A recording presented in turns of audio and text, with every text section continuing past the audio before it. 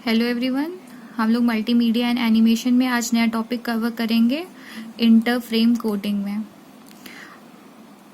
इसका टॉपिक है इंटरफ्रेम कोडिंग। तो हम लोगों ने प्रीवियस लेक्चर में देखा है इंट्राफ्रेम कोडिंग क्या होती है। अगर जिन्होंने वो प्रीवियस लेक्चर नहीं देखा है तो प्लीज़ उसे देख लीजिएगा, क्योंकि ये दोनों वीडियो क्या है एक दूसरे से मतलब कोरिलेट करती हैं। क्योंकि हम जानते हैं, हमने प्रीवियस वीडियो में भी ये बात की थी कि जो हम लोग की वीडियो कंप्रेशन टेक्निक होती है उसमें दो टाइप की कोडिंग होती है। एक होती है इंट्राफ्रेम और दूसरी होती है इंटरफ्रेम कोडिंग। तो चलिए आज हम इंटरफ्रेम कोडिंग के बारे में थोड़ा समझते हैं। देखिए ये लिखा हुआ है यहाँ पे, it is used in video coding compression. ठीक, मतलब क्या हुआ, ये हमारा कहाँ यूज होती है, वीडियो को कंप्रेस कराने के लिए। This coding is expressed in terms of one और मोर नेबरिंग फ्रेम्स। इसमें क्या होता है कि जो हमारी इंफॉर्मेशन चाहिए होती है हमको फ्रेम से रिलेटेड, वो एक या एक से ज़्यादा नेबरिंग फ्रेम्स की चाहिए होती है। ठीक, फिर नेक्स्ट है, it uses interframe prediction. This prediction uses advantage of temporal redundancy between neighbouring frames. इसमें कौन सी टेक्निक यूज होती है, हमारी इंटरफ्रेम प्रिडिक्शन यूज होता है हमारा। अब इसके बारे में हम थोड़ा और डिटेल में समझेंगे, बस थोड़ा सा यहाँ पे देख लेते हैं कि ये क्या होता है। इंटरफ्रेम प्रिडिक्शन में क्या होता है, हमारा एडवांटेज लेता है टेम्पोरल रिडंडेंसी की। मतलब यहाँ पे जो टेम्पोरल रिडंडेंसी लिखा हुआ है इसका ये एडवांटेज लेता है। और टेम्पोरल रिडंडेंसी हमारा क्या होता है, pixel in two videos frame that have the same value in the same location. मतलब क्या हुआ, जो हम लोगों का पिक्सल होता है किसी भी फ्रेम, जैसे हम लोग के मल्टीपल फ्रेम्स होते हैं, जैसे मान लीजिए ये हमारे मल्टीपल फ्रेम्स है और इस फ्रेम का और इस फ्रेम का जो पिक्सल है वो उसकी वैल्यूज मतलब सेम वैल्यूज होती है। इसकी इस पिक्सल की, इस फ्रेम की पिक्सल और इस फ्रेम की पिक्सल की वैल्यू अगर सेम होती है और इसका लोकेशन भी सेम होता है, मतलब एक ही वीडियो में ये प्रेजेंट होती है, तो ये क्या डिपिक्ट करता है, हमारा टेम्पोरल रिडंडेंसी डिपिक्ट करता है। ठीक, नेक्स्ट क्या है, हमारा इंटरफ्रेम कोडिंग क्या प्रोवाइड करता है, हायर कंप्रेशन रेट प्रोवाइड करता है हमको। हायर कंप्रेशन रेट से क्या मतलब है, हमारा जो कंप्रेशन डेटा, जब हम डेटा का कंप्रेशन कराते हैं तो विद इन कितना टाइम में डेटा हमारा कंप्रेस हो जाता है। हायर रेट कंप्रेशन मतलब कम टाइम में हमारा ज़्यादा डेटा कंप्रेस हो जाता है। तो चलिए देखते हैं, यहाँ पे देखिए हमने बात की थी इंटरफ्रेम प्रिडिक्शन का, इसको हम और डिटेल में समझ लेते हैं क्योंकि हमारी सारी कोडिंग इंटरफ्रेम प्रिडिक्शन पे ही डिपेंडेंट होती है। तो इसके बारे में समझ लेते हैं हम लोगों का क्या होता है इंटरफ्रेम प्रिडिक्शन। तो ये क्या है, intercoded frame is divided into blocks known as macro blocks. हम लोगों ने बात की थी प्रीवियस वीडियो में मैक्रो ब्लॉक्स क्या होते हैं, थोड़ा सा और समझ लेते हैं। मैक्रो ब्लॉक्स हमारे क्या होते हैं, ओरिजिनल जो हमारी मान लीजिए फ्रेम्स है उसके क्या होते हैं, छोटे छोटे 8x8 के क्या साइज के ब्लॉक्स होते हैं। इसी को हम क्या कहते हैं, माइक्रो ब्लॉक्स। मैक्रो ब्लॉक्स क्या होते हैं, हमारे प्रोसेसिंग यूनिट होते हैं। मतलब अगर हमको किसी भी चीज़ को कंप्रेस करना हो, चाहे वो इमेज की कंप्रेशन की बात हो चाहे वीडियो कंप्रेशन की बात हो, तो हम लोग मैक्रो ब्लॉक्स को उठाते हैं। मतलब ये माइक्रो ब्लॉक्स को लेते हैं और इसी को हम लोग क्या करते हैं, प्रोसेसिंग यूनिट का मतलब ये हमारी क्या होती है, प्रोसेसिंग यूनिट होती है। मतलब इसी पे हम लोग प्रोसेस अपना कंटिन्यू करते हैं इसको कंप्रेस करने के लिए। ठीक, फिर नेक्स्ट है हमारा, the encoder tries to find out the similar encoded block from the previous encoded frame known as reference frame। इसका मतलब क्या हुआ, जैसे हमारे पास मल्टीपल फ्रेम्स हो गए ये किसी भी वीडियो के, और हम लोग क्या करते हैं, जैसे मान लीजिए हम लोग ये प्रेजेंट टाइम को अगर हमको एनकोड करना है, इस वाले फ्रेम को अगर हमको एनकोड करना है, तो हम लोग प्रीवियस जितने भी फ्रेम्स है उसमें चेक करेंगे क्या हमारे पास इसका कोई भी सिमिलर टाइप का ऑलरेडी हमारे पास एनकोडेड फ्रेम पड़ा है। अगर हम लोग को ये फ्रेम इस वाले फ्रेम से रिप्रेजेंटेड मिल गया, मतलब ये दोनों फ्रेम अगर हमारे सिमिलर हो गए, तो इसको हम क्या बोलेंगे, रेफरेंस फ्रेम बोलेंगे। ठीक, अगर ये फ्रेम और ये फ्रेम हमारे सेम हो गए, मतलब इसमें सिमिलर वो हो गए, पिक्सल हो गई हमारी सिमिलर जो भी इसके एलिमेंट्स थे वो सेम हो गए, तो इस टाइप के फ्रेम्स को हम क्या बोलते हैं, रेफरेंस फ्रेम बोलते हैं। ठीक, क्या बोलते हैं, रेफरेंस फ्रेम। और ये रेफरेंस फ्रेम में हम लोग कैसे निकालते हैं, कौन से एल्गोरिदम के थ्रू निकालते हैं, ये कौन से एल्गोरिदम के थ्रू, ब्लॉक मैचिंग एल्गोरिदम। ठीक, यहाँ पे जो हम लोग को पता करना होता है वो किसके थ्रू करते हैं, ब्लॉक मैचिंग एल्गोरिदम के थ्रू करते हैं। अब थोड़ा सा और समझते हैं इसके बारे में।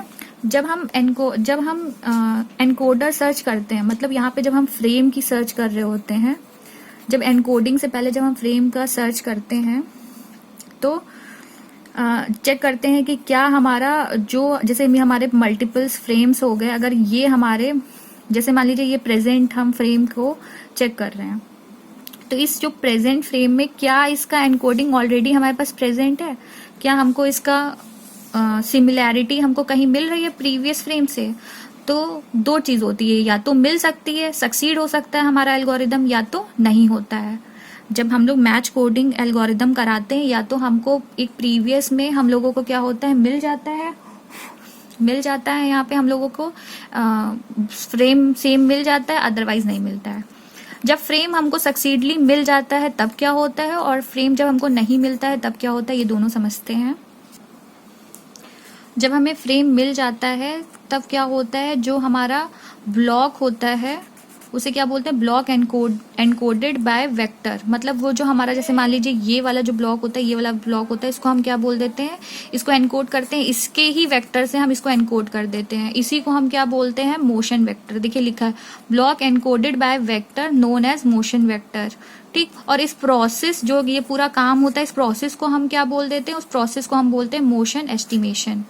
ठीक, अब जब हम सर्च कर रहे होते हैं अपने ब्लॉक को, और वो ब्लॉक हमको सक्सेसफुली नहीं मिलता है, जब जैसे हम लोग का ये ब्लॉक जैसे मिल गया, तो हम लोगों ने क्या किया, वेक्टर लगा दिया, उसको हमने नाम दे दिया मोशन वेक्टर, और इस प्रोसेस को नाम दे दिया मोशन एस्टिमेशन। अगर ये ब्लॉक हमको नहीं मिलता है तब हम क्या करते हैं, तब देखिए हम क्या करते हैं, एनकोडर कंप्यूट्स डिफरेंस। मतलब इन दोनों ब्लॉक के, जैसे हमको वो नहीं मिला तो हम क्या करते हैं, अपने नेबर्स वाले के बीच में देखते हैं डिफरेंस, क्या क्या डिफरेंस प्रेजेंट है हमारे इस ब्लॉक और इस ब्लॉक में। तो उसी को हम क्या बोल देते हैं, प्रिडिक्शन एरर बोल देते हैं। देखिए लिखा है encoder computes difference known as prediction error. ठीक, और फिर क्या करते हैं, need to transfer and send to decoder. अब क्या करते हैं, ये प्रिडिक्शन एरर लेते हैं, उसको हम ट्रांसफर करते हैं और क्या करते हैं, ट्रांसफॉर्म करते हैं उसको, और हम क्या करते हैं, डिकोडर के पास भेज देते हैं। उससे क्या होता है हमारे पास, यूजिंग बोथ द एलिमेंट्स। मतलब यहाँ बोथ द एलिमेंट्स, मतलब यहाँ पे अगर हम प्रिडिक्शन एरर की बात करें, और यहाँ पे ट्रांसफॉर्म डेटा जो हम लोग ने भेजा होता है वो, using both the elements the decoder will be able to recover the raw pixel of the block. यहाँ पे क्या होता है, इस प्रिडिक्शन एरर की वजह से क्या होता है, जो हमारा डिकोडर होता है वो रॉ, मतलब ओरिजिनल जो आपका ब्लॉक होता है उसको क्या करता है, आइडेंटिफाई कर लेता है। ठीक, मेरे ख्याल से आपको ये समझ में आ गया होगा। हम लोगों ने देख लिया है कि इंटर फ्रेम कोडिंग में क्या होता है, इंट्रा फ्रेम प्रिडिक्शन क्या होता है, और अब हम देखते हैं कि इंटर फ्रेम कोडिंग की प्रोसेस क्या होती है। ठीक, अब इस प्रोसेस को समझने से पहले, जैसे मैंने अभी आपसे पहले भी बोला था कि अगर आपने इंट्रा फ्रेम कोडिंग प्रोसेस की अगर आपने वीडियो नहीं देखी है तो प्लीज़ उसे देखिएगा, क्योंकि ये जो प्रोसेस है उसलिए इंट्रा फ्रेम कोडिंग से ही रिलेटेड है।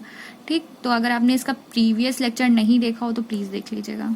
चलिए अब इसकी प्रोसेस की बात कर लेते हैं। क्या होता है, जैसे ये हमारा क्या कोई इमेज हो गई। ठीक, अब यहाँ पे हम इसको रेफरेंस मान रहे हैं और ये हमारा टारगेट मान रहे हैं। ये जो हमारे ब्लॉक्स हैं वो क्या है, मैक्रो ब्लॉक्स हैं। ठीक है, जो आप ब्लॉक्स देख रहे हैं ये हमारे क्या है, मैक्रो ब्लॉक्स। अभी हमारा ये क्या हो रहा है, मोशन वेक्टर हो रहा है। अभी मैंने बताया था ना मोशन वेक्टर के बारे में, तो यही हो रहा है। अब मानिए हमारा यहाँ पे ये वाला, इसने क्या हुआ, ये मैक्रो ब्लॉक उसने उठाया। ठीक, अब ये टारगेट इमेज से क्या कर रहा है, ये इसका मैक्रो ब्लॉक है।